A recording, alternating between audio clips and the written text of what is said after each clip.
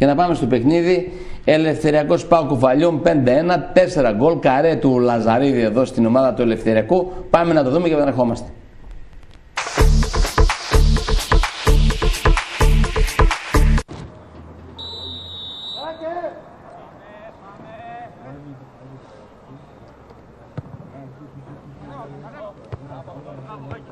Ευγενική χορηγία από την Ψαροταβέρνα, το φρέσκο ψάρι έναντι Αγίου Γεωργίου στα Ελευθέρια, Κωνσταντίνου Καραμαλή.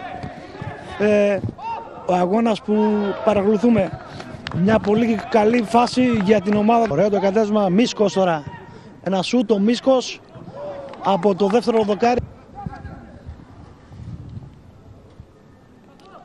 Αλέξης με ένα γέμισμα εκεί που βρίσκεται ο Λαζαρίδης, ήρθε το γκολ για την ομάδα του Ελευθεριακού. Το 1-0 ανοίγει η ομάδα του Ελευθεριακού. Καρούντα εκτελεί πάνω στον τείχος. Εκεί ο Λαζαρίδης σκοράρει για δεύτερη φορά, που βάζει μπροστά για 2-0 ο Λαζαρίδης μετά το... Ζηρίδης ωραία, γεμίζει, Λαζαρίδης και η μπάλα στα δίχτυα.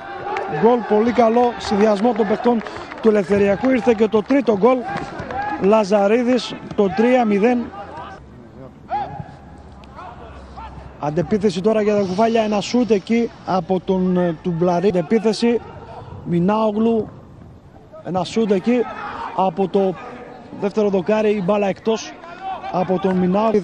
Ο Ζηρίδης τώρα, Ζηρίδης, το 1-2 εκεί με τον Ασλανίδη, Λαζαρίδη συγγνώμη, και έχουμε το γκολ, το τέταρτο γκολ για την ομάδα του Ελευθεριακού, 4-0.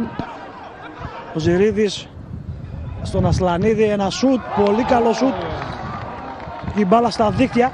Να το πέμπτο γκολ για την ομάδα του Ελευθεριακού. Ο Λαζαρίδης φεύγει εκεί, βγαίνει ο Σαραγιαννίδης, η μπάλα εκτός από το σούτ. Το φάουλ αυτό κέρδισε η ομάδα του Κουφαλίων, εκτελείται ο Γιανναπουπλάκης. Ωραία ο Μίσκο, ένα σούτ εκεί. Ο Παπαδόπουλος είναι έτοιμος στην εκτέλεση. Εκτελεί ο Παπαζίκος σε καλή θέση. Εκεί ο αρχηγός του Γκλαρίδη πάει να γυρίσει. Πιάνει ο Μίσκο ένα σούτ εκεί και αυτό γκολ. Ο Ψαρόπουλος, Βουλγαρίδης γεμίζει εκεί που είναι ο Μίσκο, κάνει την κεφαλιά.